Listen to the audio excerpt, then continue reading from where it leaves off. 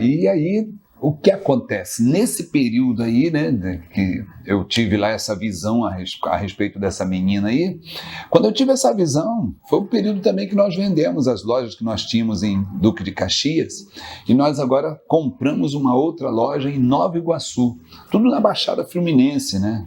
E ali em Nova Iguaçu comecei a trabalhar e fomos procurar uma casa para a gente poder comprar lá em Nova Iguaçu, e eu fui numa imobiliária, cheguei lá na imobiliária, fui atendido por uma jovem, essa jovem me atendeu, me apresentou o corretor, né? A secretária me apresentou o corretor, e eu achei muito interessante aquela secretária, e tempo depois eu voltei lá novamente para procurar, sabe, ver uma outra casa com ele, e aí perguntei pela secretária, ele disse, não é minha secretária não, é minha filha. Eu falei, muito legal, tal. Passado, eu fiquei indo lá novamente para poder, né, comprar mesmo com meu pai, não comprou não. Procurar o imóvel para comprar lá, comprei comprou sim com concorrente. Comprei com ele depois. Depois, Foi. Aquela casa lá do Iguaba? A do Caioaba, lá, aquela casa do Caioaba, eu comprei com seu pai. Pensando que foi de graça? Caioaba. Não foi de graça não o negócio, não. Rolou uma grana ali. E aí eu comprei a casa, nessa ocasião eu conheci a Gessi, e aí começamos a desenvolver um relacionamento, né, de amizade. E você tinha uma namorada, né? Assim, estava sempre em busca da pessoa certa para eu poder casar com ela. Então, assim, muita busca, essa era a minha busca, né, da pessoa certa para casar com ela.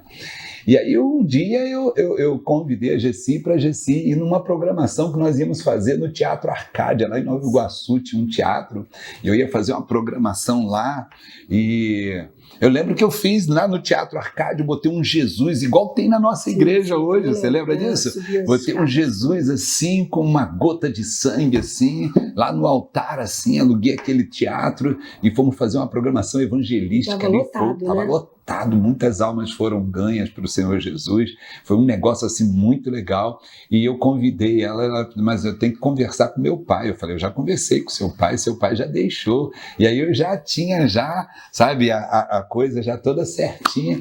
Aí um belo dia eu pedi a ela. Não, fala, conta tudo. Calma, não, já chegando lá. Você vai da noite ainda? Calma. E aí o que acontece?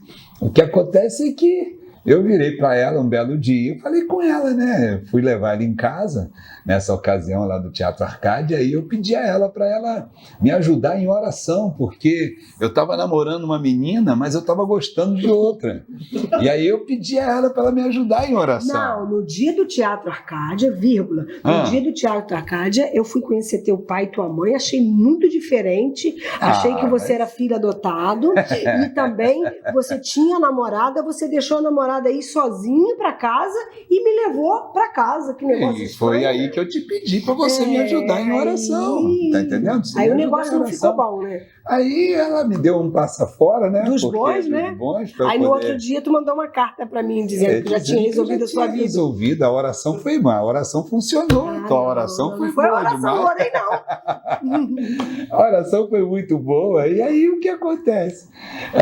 É claro, né? Rapidamente ela aceitou a gente começar a orar, né? E a gente começamos então um período de oração, porque eu disse para ela o seguinte, olha, nós não vamos namorar, nós vamos orar, porque se Deus nos responder, nós vamos nos casar. Isso é para você ver que eu estava à procura de casamento, não estava à procura de namoro, estava à procura de uma coisa séria. Eu queria definir minha vida ministerial, minha vida toda. E aí, nessa ocasião, nós começamos a orar e Deus nos respondeu. Deus nos respondeu com uma palavra em Jeremias, capítulo 33, que foi assim, muito tremendo, o Senhor dizendo, eu que faço isso, e eu faço isso para o estabelecer. E depois o Senhor nos diz, clama a mim, responder-te-ei e anunciar-te-ei coisas grandes e firmes que tu não sabes.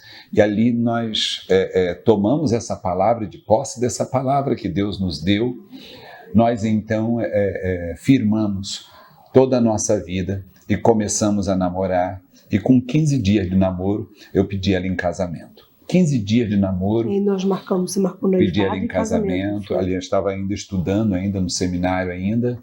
nós marcamos... Nós fomos muitas vezes juntos para o seminário. Fomos sim. Isso no ano de 1986. Nós começamos nesse mesmo ano, no mês de setembro, no aniversário dela. Aliás, dia 28, 4 dias depois do aniversário dela. 24, por causa de questões de final de semana. Nós ficamos noivos e em dezembro, então nós nos casamos. E assim foi algo muito tremendo, algo muito legal. Ali nós começamos a nossa vida. Quando nos formamos, e aí a reitora do seminário, tia Tabita Crowley Pinto, uma mulher de Deus tremenda, felizes são aqueles que puderam conviver com a tia Tabita, que puderam beber da sua sabedoria, do seu equilíbrio, da sua vida. Ela era uma mulher muito cheia muito do Espírito Santo, uma mulher muito sábia, muito de Deus, muito de Deus. E ela disse pra gente... ela nos atendeu no escritório. Ela nos chamou e nos atendeu lá no escritóriozinho dela e disse pra gente: meu filho, eu sei que você quer vir para cá para estudar mais 2 anos, porque eu precisava fazer mais 2 anos para ter o bacharel em teologia e também para ter condições de cursar o meu curso de direito, que eu queria fazer direito. E eu já ia entrar no 2º ano de direito naquela ocasião, tinha essa, porque eu ia... teriam vários créditos que eu iria ficar isento dessas matérias e eu poderia já entrar no 2º ano, seria algo assim muito legal para mim. Mas ela disse: olha, eu te aconselho você usar esses 2 anos que você está querendo vir para cá para você dedicar ao seu casamento, para vocês viverem esses 2 anos. Depois, se você decidir, você volta. E aí nós, na verdade... Eu já até tinha uma igreja em Quintino Bocaiúva que eles queriam te levantar como pastor, mas você saiu fora porque você amava muito o seu pastor de lá, né?